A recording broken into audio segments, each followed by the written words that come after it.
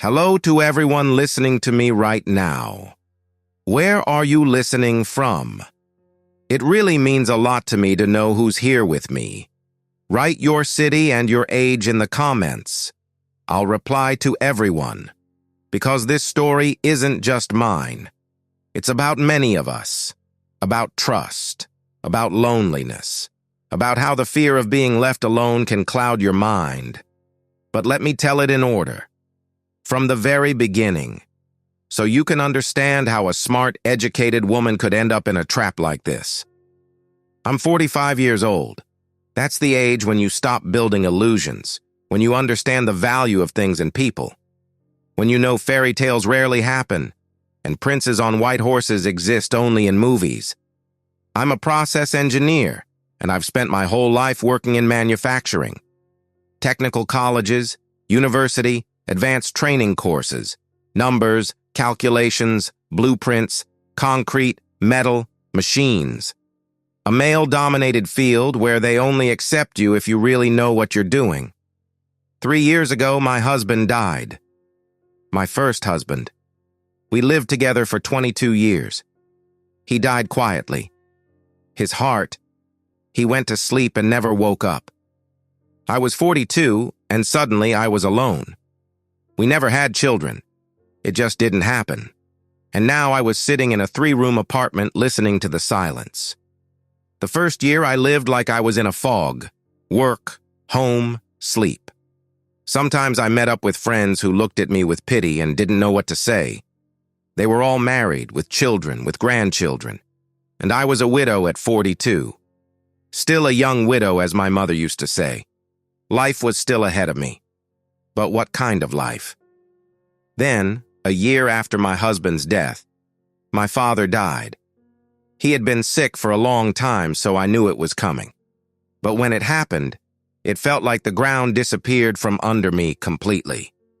My father left me a factory, the very factory he had built with his own hands over 35 years of work.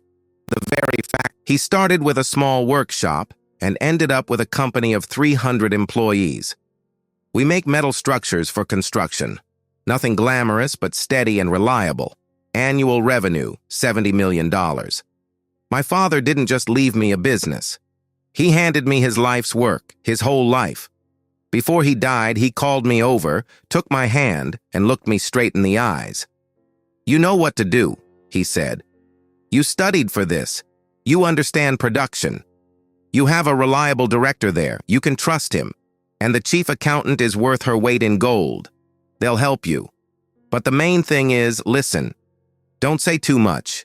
Money likes silence, and people like money. Not always you, but money. Definitely. Remember that." I remembered. That's why I never told anyone about the factory. No one at all. I kept working at the design bureau as an ordinary engineer. Salary like everyone else. I drove a regular white Toyota, 10 years old, but well-maintained. I lived in the same apartment on the outskirts, in an ordinary building. I bought my clothes in regular stores, nothing special. My neighbors knew me as Natalie, the engineer, quiet, polite, always saying hello. I went to the factory once a week on weekends. I met with the director and the chief accountant, looked over reports, discussed plans.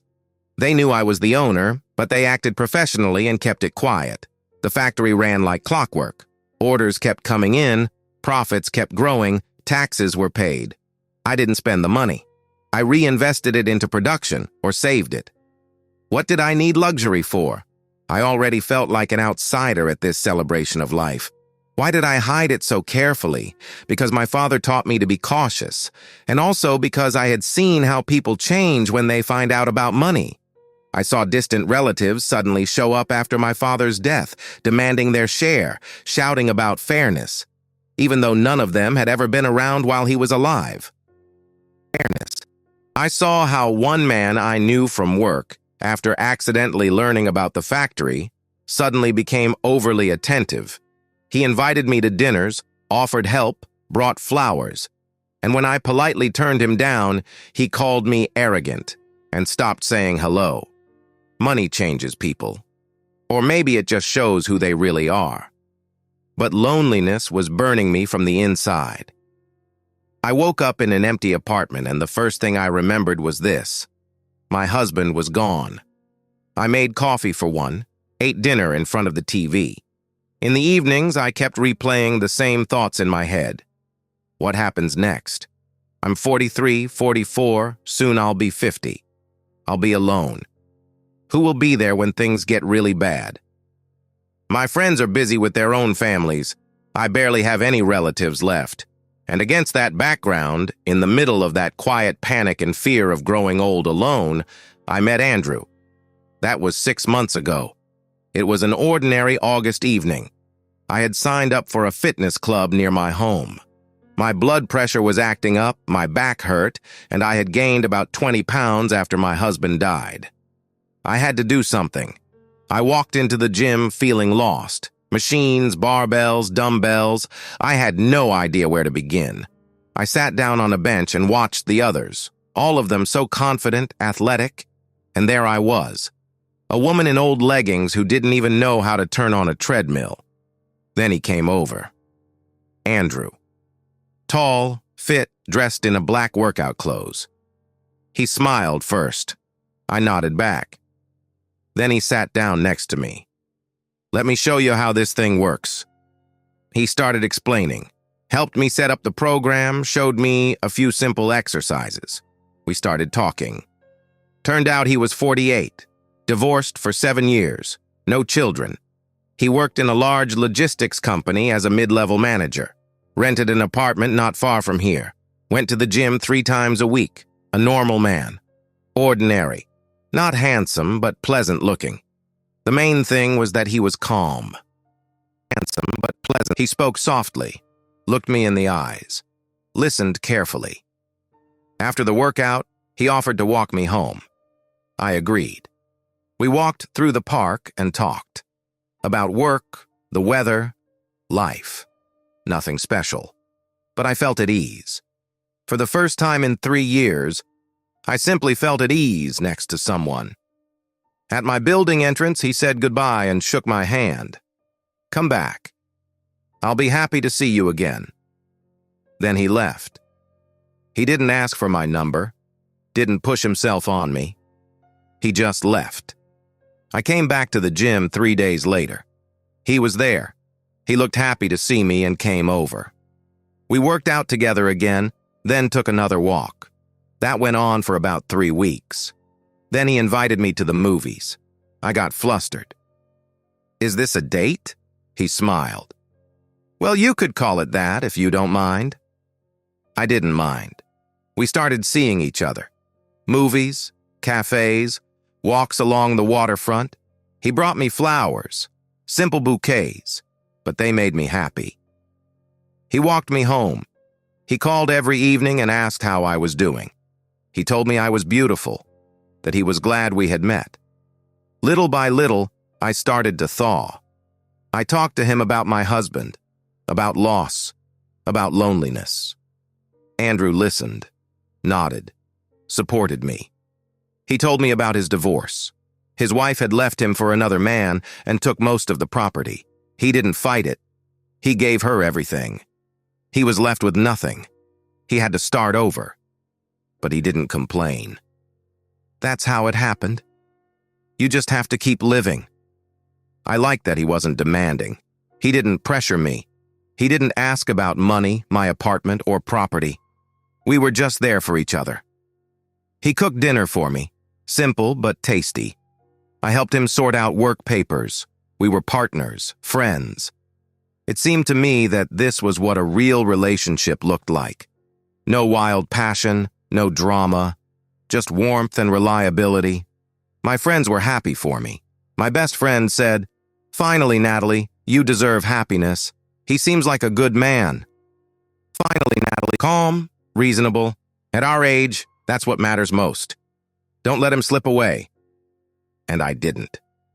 I held on to him. To that hope that I mattered to someone, that I wouldn't be left alone. After 3 months of dating, Andrew introduced me to his mother. I was nervous. Meeting the parents is always stressful. We met at a cafe. Gloria got there first. When Andrew and I walked in, she stood up and held out her hand. "It's so nice to meet you," she said. "Andrew has told me so much about you." She was 70 but looked younger. Fit figure, neat haircut, subtle makeup. Dressed with taste, a gray pantsuit, a white blouse, a string of pearls. An educated, refined woman, or at least that was my first impression. We drank coffee and talked. Gloria asked me questions. Where I worked, how much I earned, whether I owned my apartment, had a car, what my plans for the future were. At first it seemed natural, a mother taking an interest in her son's girlfriend, but the questions became more and more specific. "And how much do you make a month? Is the apartment in your name? Do you have retirement savings? Insurance?" I answered in general terms. "I work as an engineer. My salary is average. Yes, the apartment is mine. The car, too." I said nothing about the factory. Something inside me tensed up. I remembered my father's words. "Don't say too much." Andrew sat beside me smiling, pleased that his mother was showing interest. After the meeting, he apologized. "That's just how Mom is," he said. "She's used to controlling everything. She raised me on her own. My father died when I was 5. She worries about me. She wants me to be happy." I nodded. I understood. Of course I understood. Parents always worry. But after that meeting, something changed. Gloria started calling me herself, inviting me over for tea at her home. I went. We sat in her kitchen, she poured tea, brought out cookies, and then the questions would start again. About work, health, my relationship with Andrew. Are you serious about him? Thinking about marriage? And how are you planning to live? Together? At your place or his? And what about finances? A shared budget? I answered vaguely. We hadn't discussed it yet. We'd think about it. We'd figure it out. But Gloria didn't let up. "You know, dear," she would say, "at your age, you need to think everything through in advance, so there won't be misunderstandings later. Andrew is a soft person. He might agree to terms that aren't in his favor, and I worry about him. He's my only one." I left those meetings with a heavy feeling, but I pushed the doubts away. Just a normal, caring mother. That was normal. After 6 months of dating, Andrew proposed. We were sitting at my place watching a movie. Suddenly, he turned off the TV, turned to me, and pulled out a little box. "Natalie," he said, "marry me. Let's not drag this out. We're not kids anymore. We both need a family, support. I want to be with you, take care of you, grow old beside you." I sat there looking at the ring. Simple, gold, with a small stone. And I thought, why not? He was good, reliable. What else was I looking for? There are no princes. And loneliness was suffocating me. I said, yes. Andrew was happy. "I'll make you happy, I promise." I believed him, or maybe I wanted to believe him. We filed the marriage application a week later. We stood in line among young couples, and I felt a little out of place. All those girls around 25, laughing, making plans, and we were 2 people over 40, tired of life, looking not for love, but for peace. But that was fine. To each their own. They gave us a date for a month later, and that was when the strangest part began. Gloria started showing up constantly, every day. Either she came to Andrew's place or she called me. She offered to help organize the wedding. At first, I politely refused. "We want to keep it simple," I told her. "About 20 people, a restaurant, a cake, nothing special." She shook her head. "A restaurant, a cake. Natalie, come on, it's a celebration. Everything has to be thought through. The dress, the cars, the banquet, the photographer, I'll help. I have experience, I have connections, I'll organize everything." I kept resisting. Andrew talked me into it. "Mom just wants to help. Let her have this joy. She's been waiting all her life for me to get married." And I gave in. "All right," I agreed. "But within reason, please." Gloria smiled. "Of course, dear. Everything will be modest and tasteful. But modest wasn't what happened. She started sending me photos of restaurants, expensive ones, with panoramic windows, river views, banquet halls for 100 guests. I wrote back, "That's too much. We don't need that." She replied, "Just look. Maybe you'll like it." Then she started sending menu options: oysters, foie gras, lobster. I didn't know what to say. "Gloria, we wanted something simpler." "Oh, Natalie, you can't cut corners on your own wedding. It's a memory for life." Then she started asking about the guests. How many people was I inviting? I shrugged. 10, maybe. My friend and her husband, a couple of co-workers, a cousin. Gloria frowned. "Only 10? Andrew will have around 15 people on his side. That makes it uneven. Maybe you could invite someone else? Friends? Co-workers?" I shook my head. "No, I don't want to. This is our celebration, not a corporate event." She was quiet for a moment. Then she asked, "Do you have any relatives? Distant ones? Uncles, aunts, cousins?" I was surprised. "Why? We haven't spoken in years." She smiled. "Well, you could invite them to the wedding. It's a family celebration. Family should be there." I refused. I don't want to see people who only showed up at my parents' funerals to claim an inheritance. Gloria nodded. "I understand." "All right then." But I could feel it. Something was off. Then, why was she asking these questions? Why was she so interested in my relatives? What difference did it make how many guests I had? 3 weeks before the wedding, Gloria invited me over. "For tea," she said, "just to talk heart to heart." I went. She sat me down in the kitchen, poured tea, brought out a pie. We talked about wedding details. What flowers, what music, who should sit next to whom, normal things. And then suddenly she asked, "Natalie, are you and Andrew going to have a prenup?" I almost choked on my tea. "What?" "A prenuptial agreement. It's normal, at your age, when both people already have property, so there won't be arguments later." I was thrown off. "We haven't discussed it. I haven't thought about it." Gloria nodded. "I understand, but you should think about it. Andrew still has a car loan, and there used to be a mortgage on the apartment. Though he already paid it off. You have an apartment, a car. It's better to put everything in writing, so it's clear what belongs to whom and what will be shared." I stayed quiet, and she kept going. "You're going to have a shared budget, right? Split the expenses? Or will each of you be on your own?" "These are important questions, Natalie. They need to be discussed before the wedding. Later will be too late."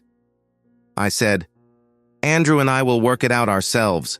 She smiled. Of course. I'm just speaking as someone with experience. I've seen plenty of couples divorce over money. I don't want you to go down the same road."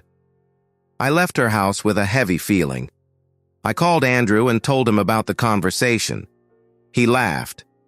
"Mom worries. That's just how she is. She likes to control everything. Don't pay attention to it. We don't need any agreements. We trust each other." I agreed. "Of course we do. But trust is a strange thing. It exists until someone starts testing it, and once they do, it disappears." 2 weeks before the wedding, Andrew suddenly started asking about my job, in detail. For the wedding, how much I made, what my position was, whether I got bonuses, whether there was room for growth. I answered briefly, "I'm an engineer. The bonuses are small, and there's nowhere to grow. I'm not management." He nodded. "Have you ever thought about changing jobs, finding something that pays more?" I was surprised. "Why? I like it. It's stable. The team is good." He shrugged. "Just a thought. Living together costs more. We need to earn more." I became cautious. "Andrew, are you having money problems?" He hesitated. "No, what problems? I just still have 1 more year left on my car loan." I'd like to pay it off sooner. I offered. Let me help. I have some savings. Not a lot, but enough to pay off the loan. He refused. No, what are you doing? I can handle it myself. I was just thinking maybe we could combine our finances somehow. It would be easier. Combine our finances. That phrase got stuck in my head. A shared account, shared property. I remembered my conversation with Gloria. I remembered her questions about relatives, about property. I remembered the prenup, and I started feeling uneasy. I called my friend and told her everything. She listened in silence. Then she said, Natalie, I don't like this. His mother is way too involved in your business, and now Andrew is suddenly interested in money. Are you sure you want to marry him? Maybe wait. Get to know them better. I brushed it off. Oh, come on, this is normal. People talk about finances before a wedding, that's what family is. You have to understand what to expect. She sighed. All right, it's your life. But I warned you. If anything happens, call me anytime. A week before the wedding, Gloria gave me a gold chain. Thick, heavy, expensive. I came to Andrew's place, and she greeted us with a little box. This is for you, she said. From the heart. You're part of our family now. I opened the box. The chain glittered and shined. I was caught off guard. This is too expensive. Shined. I can't accept it. Gloria looked offended. What do you mean you can't? I'm giving it to you with all my heart. We're one family now. Everything is shared. Everything is split in half. Everything is shared. Everything is split in half. Those words sounded wrong somehow, threatening. But I took the chain, thanked her, put it on. Gloria hugged me. That's better. Now you're my daughter. My own. My own. I had never had a mother-in-law before, and my mother had died long ago. I thought maybe this was a good thing. Maybe I was gaining a family, a second mother, support. I wanted so badly to believe it. 3 days before the wedding, I went to the factory. A routine meeting with the director and the chief accountant. We were sitting in the office, looking over reports, discussing a new contract. Suddenly, the director asked, Natalie, I heard you're getting married. I was surprised. How do you know? He gave a slight smile. It's a small town. People talk. I nodded. Yes, I am. He was quiet for a moment. Then he said, Forgive me for being tactless, but did you tell your fiancé about the factory? A chill ran through me. No. Why? The director sighed. A few days ago, some people came by asking questions about the factory, the owners, the turnover. They said they were from the tax office, but I checked. There was no tax inspection. I asked what they looked like. He shrugged. A middle-aged man and a woman, older, elegant. I sent them away, told them I don't give out information without an official request. And the woman, what did she look like? The director thought for a moment. Around 70. Well-dressed, neat haircut, spoke confidently, very forcefully, clearly used to being in charge. Gloria. It was Gloria. She had been checking out the factory before the wedding, finding out what I had, how much it was worth, how to take it. I sat there in silence. The director looked at me with concern.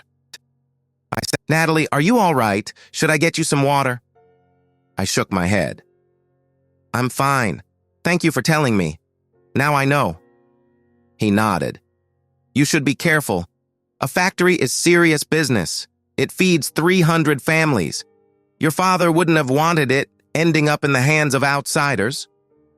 I left the factory in a state of confusion. I called Andrew and asked, Did you tell your mother about my work? He hesitated.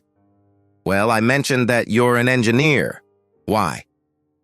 I was quiet for a second. Did she ask for details about where exactly I work? He gave an awkward laugh. Mom's curious. She takes an interest. That's normal. What's wrong with you? I didn't answer. I just said goodbye and hung up. I sat in the car thinking, should I cancel the wedding? Leave? Maybe I was being paranoid. Maybe Gloria really was just a caring mother checking who her son was getting involved with. That was normal. Mothers do that, right? I got home, sat in the kitchen, stared out the window, and didn't know what to do. On one side, there was suspicion, anxiety, fear. On the other, loneliness, an empty apartment, old age ahead of me. What do you choose? Stay alone and safe, or take the risk and gain a family? I chose the risk. The day before the wedding, my friend and I had a small bachelorette party. Nothing fancy. We went to her place, drank some wine, talked. She asked me directly, "Natalie, are you sure? Maybe it's still not too late." I nodded.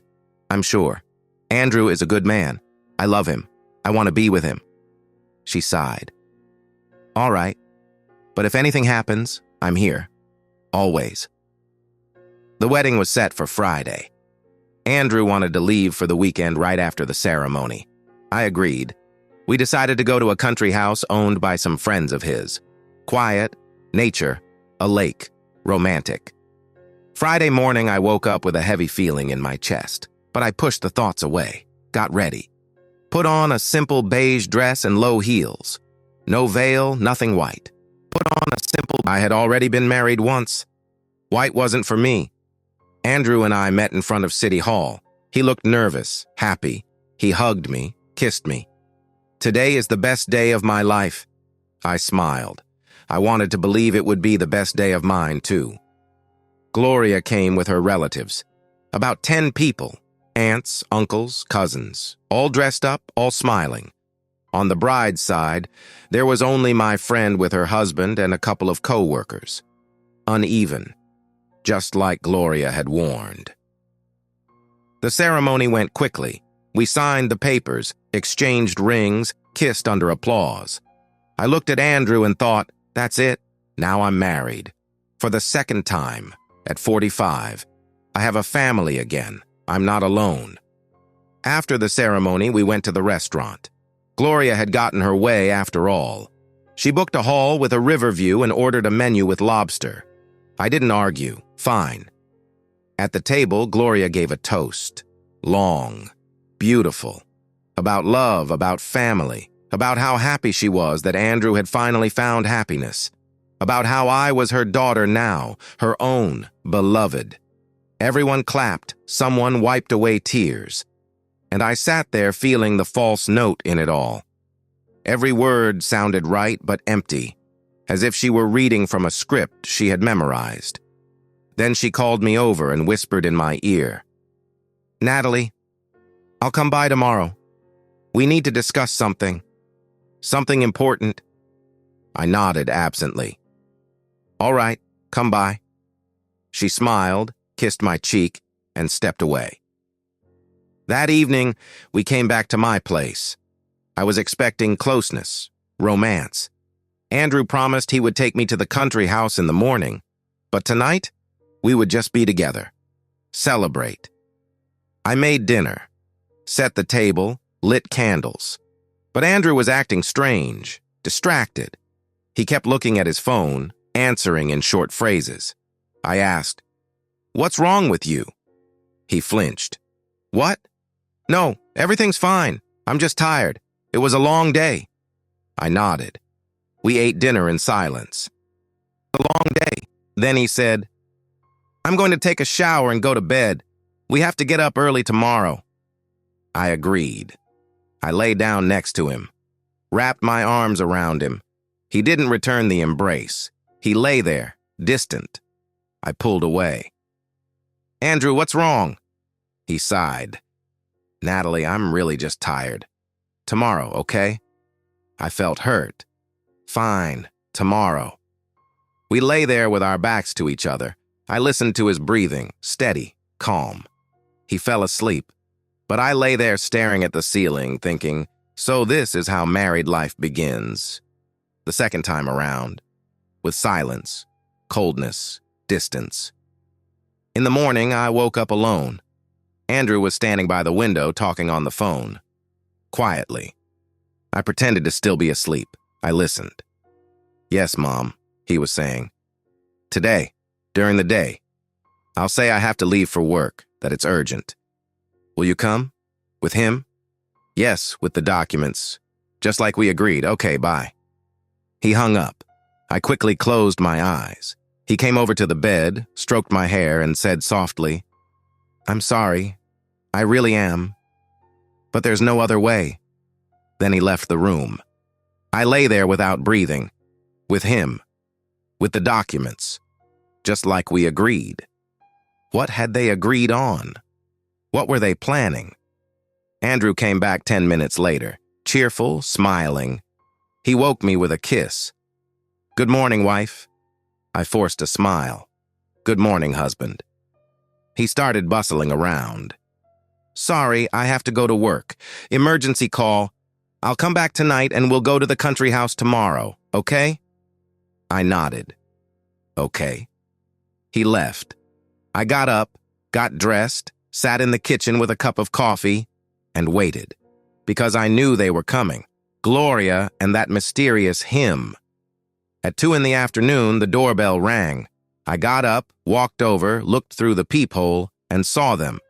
Gloria and a strange man in an expensive suit, with a briefcase, polite smiles, and cold eyes. I stood there at the door, looking through the peephole for a few more seconds. Gloria fixed her hair, pulled a compact mirror out of her purse, checked her lipstick. The man beside her stood calmly. He wore an expensive watch strap, and cufflinks peeked out from under his sleeve. Everything about him said professional, a lawyer, maybe an attorney. They rang the bell again. I closed my eyes, took a deep breath, and opened the door. "Natalie." Gloria broke into a wide smile and opened her arms. "How are you, dear? Did you sleep well?" I stood in the doorway without moving, without inviting them in. She looked thrown off for a second. Then she gestured toward the man.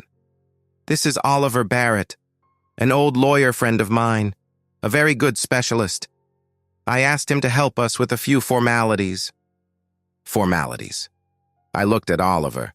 He held out his hand to shake mine. "Very nice to meet you, Natalie, is that right?" I didn't take his hand. I just stood there looking at both of them. Gloria gave an awkward laugh. "Natalie, why are you just standing there? Invite us in." I stepped aside. They walked in.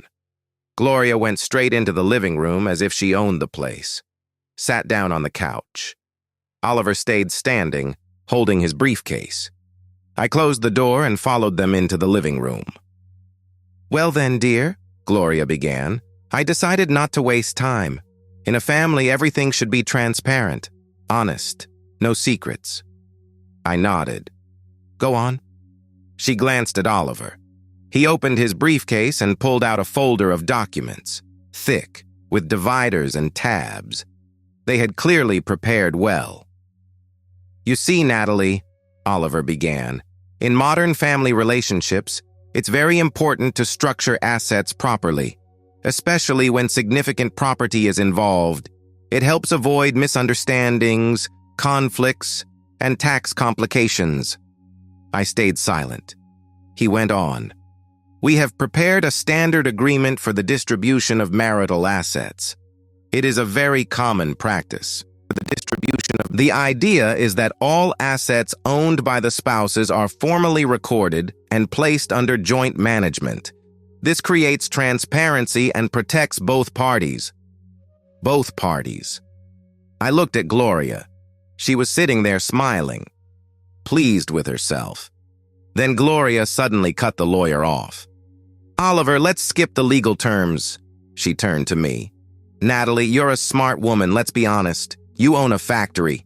Annual revenue, $70 million. Metal structures, 300 jobs. You inherited it from your father." The world stopped. I stared at her and couldn't say a word. How? How did she know? Gloria smirked when she saw my face. "You're surprised? You thought we didn't know? Natalie, darling, we know everything. We've been checking for 6 months, asking around. You own a large company, and yet you live like an ordinary engineer. You drive an old car. You wear mass-market clothes. Not a bad disguise, I'll give you that. Good job. You almost fooled us. Almost. How did you find out? Gloria laughed. Natalie, dear, I have contacts in the tax office. I have people in the property registry. I have people who, for a reasonable fee, are ready to look into anyone.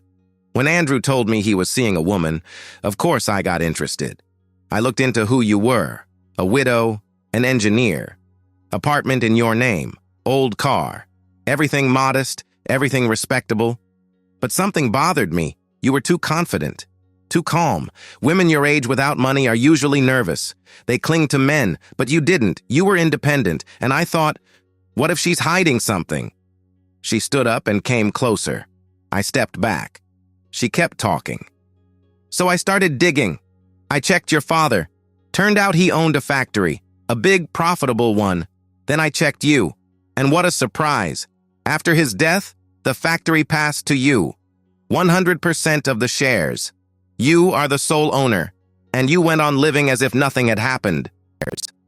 Why? So you wouldn't attract attention? Smart, but not smart enough. I felt my legs giving way. I sat down on a chair. Gloria looked at me with condescending pity. So, is everything clear now, or are we still going to play games? Oliver gave a polite little cough. Natalie, let's get back to the documents. Here is what we are proposing. You transfer the factory into your husband Andrew's name, formally, for tax optimization and easier management. You would, of course, remain a co-owner. 40% of the shares would stay with you, 60% would go to your husband. That would allow strategic decisions to be made jointly as a family. 40 and 60. I lose the controlling share. I lose the factory. I felt cold. I looked at the papers in his hands. They had stamps on them, ready-made forms. They had come here completely sure of themselves. They were certain I would sign. No, I said, quietly but clearly. No, Gloria frowned. What do you mean, no? Natalie, do you understand what we're talking about? This is normal practice. Family. It belongs to both of you. Husband and wife are one whole. Yesterday you were swearing love and loyalty, or were those just empty words? I stood up. No, I repeated louder this time. I will not sign this. Ever. Oliver sighed. Natalie, you are acting rashly. This is a standard asset protection procedure. If you refuse, there could be problems with the tax office, inspections, licensing.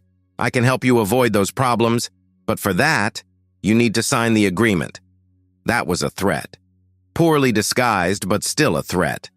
I looked him straight in the eyes. Are you blackmailing me? He raised his hands in a calming gesture. God forbid. I'm simply explaining the legal risks. Gloria stood up sharply. Natalie, stop this. Right now you are behaving like a child. We came here to help, to protect you, to protect the family. And you are making a scene. To protect you what? You don't trust your own husband? Andrew, the man who swore his love to you yesterday? I laughed. I couldn't help it. I laughed bitterly, angrily. Andrew, the one who was on the phone with you this morning, planning how he'd leave so I'd be home alone. The one you told, come with him with the documents just like we agreed. Do you really think I'm stupid? Gloria froze. For a second, she lost control. Then her face turned hard and cold. You were listening? I answered. This is my apartment. My husband, and I happened to hear him whispering to you. What exactly are your plans for me? She stepped closer, very close. Listen to me carefully, she hissed. You married my son. You will sign these papers, because you have no choice. We know everything about you, about the factory, about the money. We can make your life very difficult. Inspections, lawsuits, the tax office, you won't survive it. Or we can make it easy. Sign the papers, transfer the factory to Andrew, and live peacefully. We won't hurt you. You'll get dividends. Live however you want. But the control will be ours. I stepped back and said as calmly as I could, Get out, right now, both of you. Leave immediately. Gloria smirked. Or what? You'll call the police? On your mother-in-law? On your husband? That's funny." Oliver stepped in. "Natalie, let's not rush. Take the documents, study them, speak to a lawyer if you want. We'll give you time." I grabbed the papers from his hands and threw them on the floor. The pages scattered all over the room. "Get out," I repeated, "or I really will call the police." Gloria looked at me with hatred. "You'll regret this," she said through clenched teeth. "We'll get the factory, through the courts. It's marital property now, and you'll be left with nothing. Ungrateful woman." She snatched up her purse. Oliver silently picked the papers up from the floor and put them back in his briefcase. Then they left. The door slammed behind them. I was alone. I walked over to the couch. My hands were shaking. My whole body was shaking. I sat down, wrapped my arms around myself, and stayed that way for I don't know how long. Then I picked up my phone and called Andrew. He didn't answer right away. "Hello?" I asked. "Did you know?" He hesitated. "Know what?" "Did you know your mother was coming to my place with a lawyer? That you were planning to take the factory from me?" There was a pause. Then he sighed. "Natalie, it's not like that. Mom just wanted to help, to arrange everything properly, legally." I let out a hysterical laugh. "Help? Taking my factory away is help?" He started making excuses. "No, you don't understand. We're family now. Everything is shared. Mom is right. It all has to be arranged properly, for your own good." "Andrew," I said, "we've been married for one day, and your mother has already come demanding that I sign the factory over to you. Do you understand that?" "Natalie, don't do this. Mom went a little too far. I'll talk to her. Everything will be fine." I hung up, sat there and stared at the wall. 10 minutes later, he called back. I didn't answer. 5 minutes later again. I didn't answer. Then he started texting. "Natalie, please answer. Let's talk. Don't turn this into a tragedy. Mom is just worried." I read the messages and deleted them. Then I called my friend. She answered right away. "Natalie, what happened?" I told her. "Everything." She listened in silence. When I finished, she let out a long breath. "My God, Natalie, are you okay? I'm coming over." I shook my head, even though she couldn't see me. "No, wait, I need to think." She was quiet for a moment. Then she said, "Natalie, this is a classic setup. Marriage fraud. They targeted you on purpose. Checked you out, found out about the factory, married their son to you. They wanted to get your property through the marriage. Do you understand?" I understood. Of course I did. But I didn't want to believe it. I understood. I didn't want to admit that I had been so naive, so trusting. "My friend," I said, "I need a lawyer. A good one." She answered immediately. "Do you remember your father's lawyer?" "I do." "Call him. Today, right now. Tell him everything. He'll help. He knows the family. He knows the factory. He's someone you can trust." My father's lawyer. An older man, experienced, with gray hair and attentive eyes. He had handled my father's affairs for 20 years. The will, the transfer of the factory. I called him. He picked up and recognized my voice. "Natalie, what happened?" I asked for a meeting. Urgent. Today. He didn't ask for details. "Come in an hour. I'll be waiting." I got dressed, got in the car, drove there. On the way, Andrew called, about 5 times. I didn't answer. Then he texted, "Natalie, Mom said you threw her out. That wasn't right. She wanted to help. Let's meet and talk calmly." I deleted the message. I got to my father's lawyer. His office was in an old building in the center of town. I went upstairs. The secretary showed me into his office. My father's lawyer, his name was Martin Wells, met me at the door. He hugged me like a father would.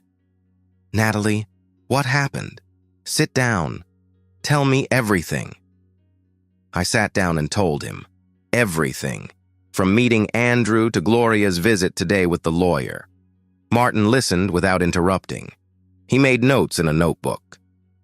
When I finished, he looked at me seriously.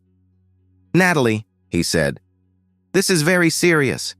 This is not just a family conflict. This is an attempt to seize your assets. They planned it in advance. It's good that you didn't sign those papers. That would have given them the controlling share. They could have pushed you out of the business, sold the factory, split the profits, and you would have been left with nothing. What now? What do I do?" "First, the factory. It has to be protected immediately. Transfer it into a trust or put it under fiduciary management. Immediately. So that formally you are no longer the direct owner. Then, in the event of a divorce and legal claims, the factory will be out of reach." Divorce. I flinched. We had been married for 1 day, and we were already talking about divorce. Martin went on. "Second, we need to gather evidence. Everything you have. Messages with your husband and mother-in-law, recordings of conversations if there are any, witnesses, anything that proves this was a planned scam." I nodded. "I'll record our next conversation, if they come back or call again." "Good. And third, file for divorce, as soon as possible. The marriage has barely lasted a day in reality. That gives us grounds to have it declared invalid. And if the marriage is invalid, there can be no claim to the property. Natalie, I understand that this is hard for you right now. Painful, humiliating, but you have to hold on. Your father trusted you with the factory. 300 families depend on that business. You do not have the right to give up." My father. I remembered his face, his words before he died. "You'll handle it. You're strong." I straightened up, nodded. "I'll handle it. What do I need to do?" Martin smiled. "That's better. Right now, I'll prepare the documents to transfer the factory into a trust. It will take a couple of days. At the same time, we'll start the divorce process, and we'll gather everything we can on that pair." "Thank you, Martin. Thank you for everything. Go home, get some rest. Tomorrow we start working." I walked outside. It was already dark. I was heading to my car and thinking, how did this happen? How could I have been so wrong about a person? I'm an adult. I survived 22 years of marriage, my husband's death, my father's death. I ran a factory, made difficult decisions, and still I fell into such a simple trap. Loneliness. That was what betrayed me. The fear of being left alone. Loneliness. I was so afraid of ending up in an empty apartment forever that I said yes to the first person who reached out a hand. I got into the car, laid my head on the steering wheel, and for the first time that day, I cried. My phone rang. Andrew. I wiped my tears and answered. "Hello?" He started talking fast, nervously. "Natalie, where are you?" "Come home. Let's talk. I want to explain everything." I answered calmly. "I have nothing to discuss with you, Andrew." He sounded offended. "What do you mean, nothing? We're husband and wife." I said, "We were. For 1 day. Congratulations. That's a record." He went quiet. Then he asked softly, "You want a divorce?" I answered, "Yes." He laughed bitterly. "Because of what? Because Mom suggested we sort out some paperwork? Natalie, have you lost your mind? This is normal. Everybody does it." I hung up, blocked his number, and drove home. I went up to my apartment, turned on the light, empty, quiet. But it was my emptiness, my silence, and no one would ever try to take it from me again. I took a shower. I stood under the hot water for a long time, washing off that day. Those 24 hours of marriage. That mistake. Then I lay down in bed. The same bed where yesterday I had slept next to a husband who didn't hold me, who turned away, who had been whispering to his mother on the phone, planning how to rob me. My phone vibrated, a message from an unknown number. I opened it. "Natalie, this is Oliver Barrett. I suggest you think over our offer one more time. It is in your best interest to settle this peacefully. Otherwise, legal proceedings may drag on and cost you dearly. Call me if you change your mind." Threats. They had already started. I blocked the number, turned the sound off on my phone, closed my eyes. The next morning started with the doorbell ringing. I looked at the clock. 7 in the morning. Who could that be so early? I got up and looked through the peephole. Andrew. Be so early. He was standing there with a bouquet of flowers, messy, unshaven. He looked like he hadn't slept all night. I didn't open the door. I just stood there watching him through the peephole. He rang the bell again. "Natalie, I know you're home," he said. "Please open the door. I need to talk to you." I stayed silent. He stood there another minute, then left the bouquet by the door and walked away. I waited until his footsteps faded, then opened the door, picked up the bouquet, roses. I took them to the kitchen and threw them in the trash. At 9 in the morning, Martin called. "Natalie, good morning. How are you feeling?" I answered honestly. "Bad, but I'm holding on." "Good girl. Today we start working. Come to my office at 11. I've prepared the documents."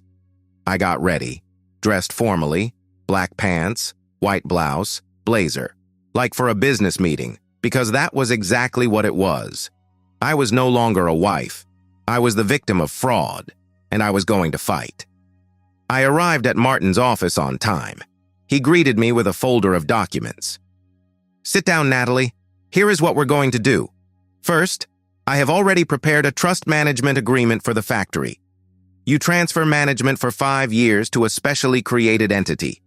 Formally, you are no longer the owner, but the beneficiary. This will protect the factory from any claims. Even if a court decides something should be divided, there will be nothing to divide. Legally, the factory will be outside your personal ownership." I nodded. "I understand," he went on. "Second, a petition to have the marriage declared invalid.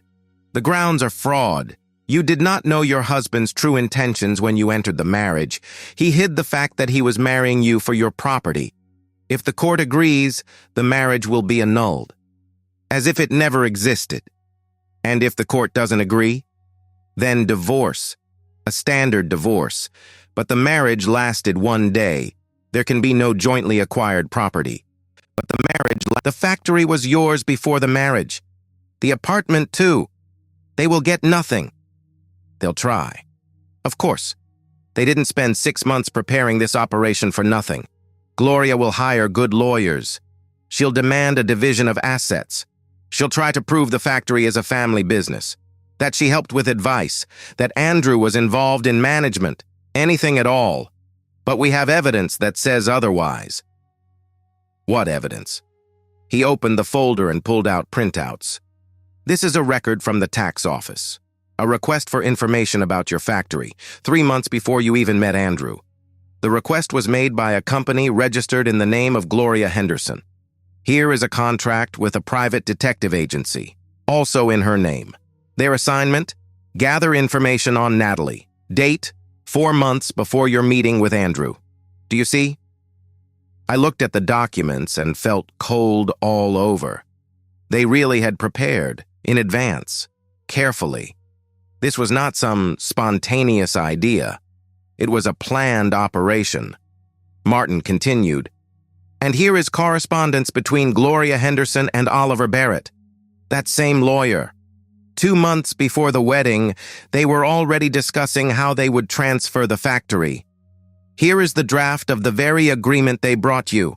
The file creation date is 1 month before the wedding." "How did you get all this?" "Natalie, I have connections too, and I've worked in this field for 40 years. I know where to look. The main thing is now we have proof of criminal intent. This is not just a family conflict.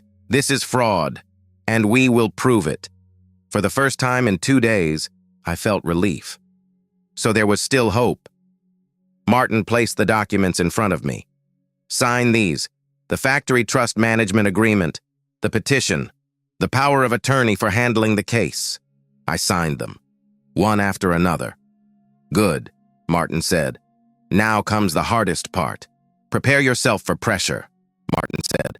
"They will try to break you psychologically. Calls, threats, tears, pleading. Andrew will swear he loves you.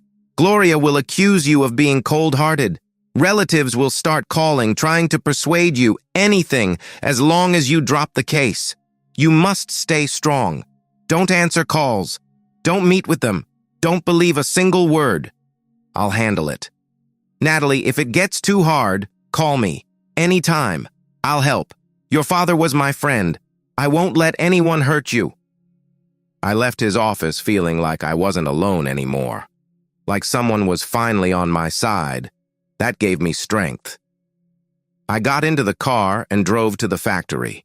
I needed to see it, to make sure it was still there, that everything was running. I arrived.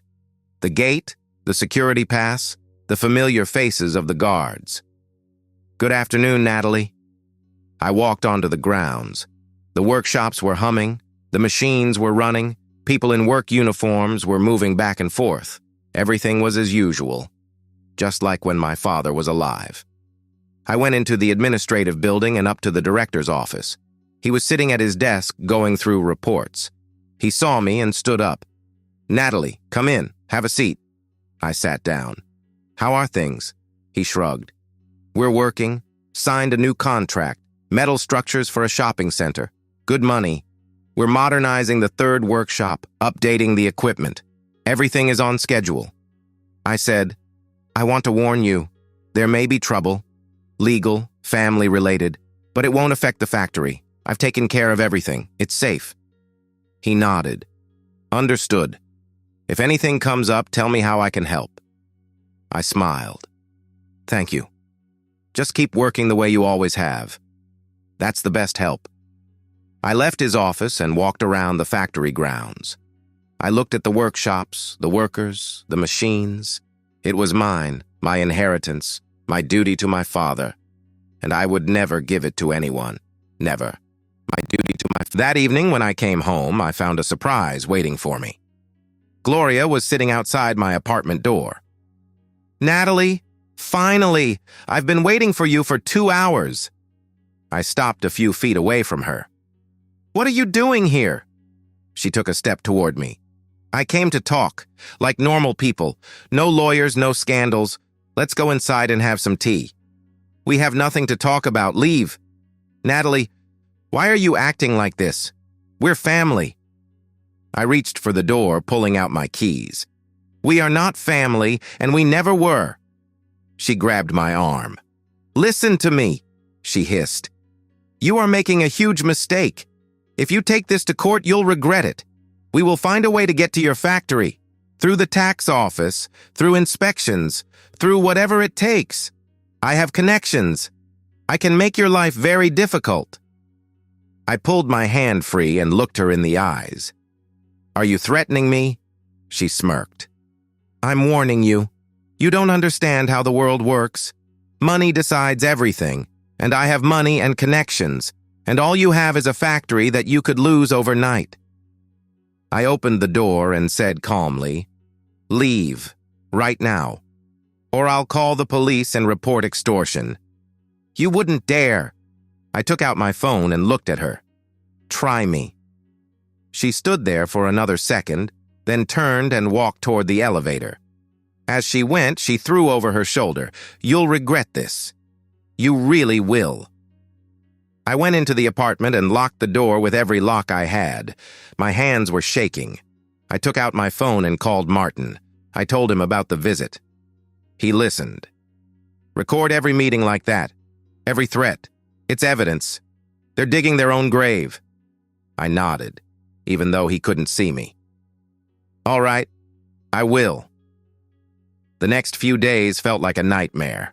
Andrew called 10 times a day, from different numbers. I blocked one, and he called from another. He sent messages. I didn't read them. I just deleted them. Another. Then his relatives started calling. His aunt, his uncle, his cousins. The same people who had been at the wedding. They all said the same thing. Natalie, what are you doing? Andrew is such a good man. He loves you. Gloria is a good person too, just a little harsh. Don't destroy a family over something so small. Think about the future. I politely asked them not to contact me and hung up. Then I blocked their numbers one by one. but they kept finding new ways to get through. Then a letter came. To my work. Official, in an envelope, stamped by a law firm. I opened it. It was an offer to settle the dispute peacefully. Their client, Andrew Henderson, was willing to give up all claims to his wife's property if she withdrew the petition to have the marriage declared invalid and agreed to a mutual consent divorce. No division of property. Clean, quick, civilized. I called Martin and showed him the letter. He read it and gave a dry smile. They're scared.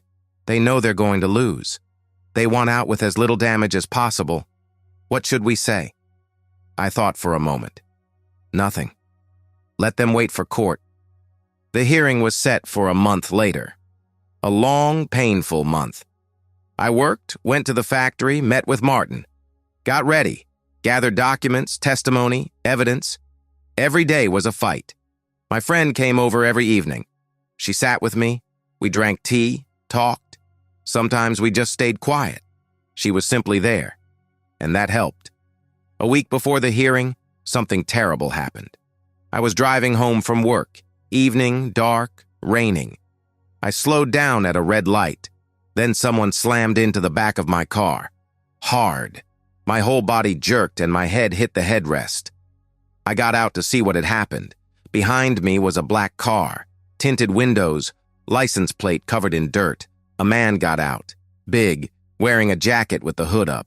He walked up to me and said quietly, "This is a warning. Drop the case." He walked up to me and said, "While you still can." Then he got back in the car and drove off. I stood there in the rain and couldn't move. This was no longer pressure. This was intimidation. I got back into my car. My hands were shaking so badly I couldn't start the engine. I sat there for 10 minutes. Then I called Martin and told him what happened. He arrived within half an hour. He brought a friend of his, a former detective. The man examined my car and took photos of the damage. "This was deliberate. You need to file a report." So I did. I went to the police and filed a report for stalking, threats, and intimidation. They took the report, said they would look into it. But I knew they wouldn't find anything. Dirty plates, tinted windows, no trace. A professional. Gloria had hired professionals. The day of the hearing. I got up at 6 in the morning. A tailored suit, minimal makeup, hair pulled back in a bun, a businesswoman, a factory owner, a fighter. I got to the courthouse half an hour early. Martin was already there. His assistant was with him, a young female lawyer. She was carrying folders full of documents. "Natalie," Martin said, "remember the main thing. Stay calm. Answer clearly without emotion. Don't react to provocation. We've already proved everything. All that's left is to wait for the decision." We went into the building, found the right courtroom, went inside. Andrew was already sitting at the table, with his lawyer. Gloria was next to him. She sat straight-backed, looking at me with contempt. Andrew looked awful. Thin, pale, dark circles under his eyes. He looked at me. There was pleading in his eyes. I looked away. Then the judge walked in, a woman in her 60s, in a robe, with a stern face. "All rise," the clerk announced. We stood up. The judge sat down. Then we sat down. "The court is now hearing the case. Natalie Crawford's petition to have the marriage declared invalid. Please identify yourselves." Martin stood up and introduced himself. "Yourselves." The defendant's lawyer stood up and introduced himself. The judge nodded. "Counsel for the petitioner, state the basis of the claim." Martin began speaking calmly, clearly, with numbers and facts. The petitioner entered into marriage with the defendant.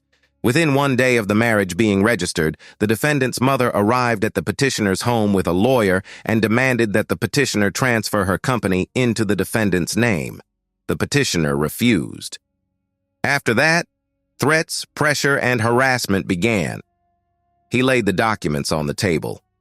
Gloria Henderson's request to the tax office about the factory. 3 months before I met Andrew. The contract with the detective agency. 4 months before. The correspondence with Oliver Barrett. 2 months before the wedding. The draft transfer agreement, 1 month before the wedding. Everything laid out piece by piece. Everything proven. The defendant's lawyer stood up and started objecting. That is not proof of criminal intent. Gloria Henderson is a caring mother. She wanted to know who her only son was involved with. That is normal. The detective agency was routine. The correspondence with the lawyer was preparation for handling family property. Everything was lawful. Martin replied, "If everything was lawful, why did they come 1 day after the wedding? Why did they demand the transfer of the factory specifically when the petitioner had never told the defendant about it?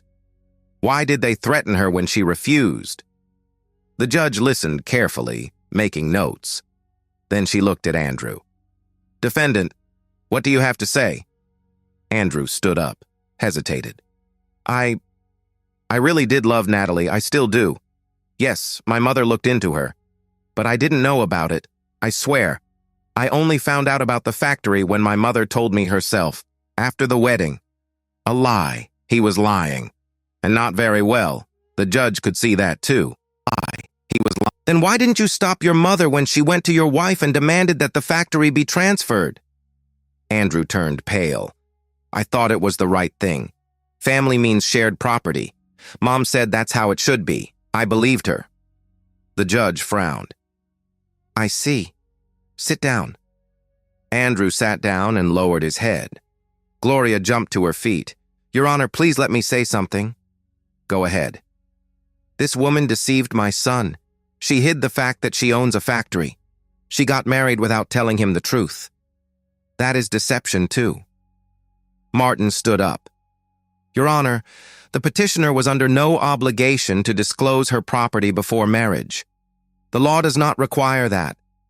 Moreover, property acquired before marriage remains personal property. The marriage lasted 1 day. There can be no question of jointly acquired assets. Gloria would not back down. But she should have said something. It wasn't honest. We were making plans, thinking about the future, and she was hiding things. The judge raised a hand. That's enough. Sit down. Gloria sat but kept staring holes through me. Then the judge looked at me. Petitioner, would you like to add anything? I only want to say one thing. It's true I didn't tell him about the factory, because my father taught me to be careful. He used to say, not everyone wants to love you, some people want to own you. And he was right. If I had told them about the factory from the start, they would have tricked me in an even smarter way. At least this way, I saw the truth. 1 day after the wedding. I sat down. The room went silent.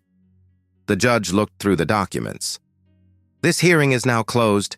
The decision will be issued in 1 week. All rise. We stood. The judge left. I walked out into the hallway. My legs were giving way under me. Martin held my arm. Natalie, you did well. You handled yourself perfectly. Now we wait. I nodded. I wanted to leave. But then Andrew came over. Natalie, he said quietly, wait. Over.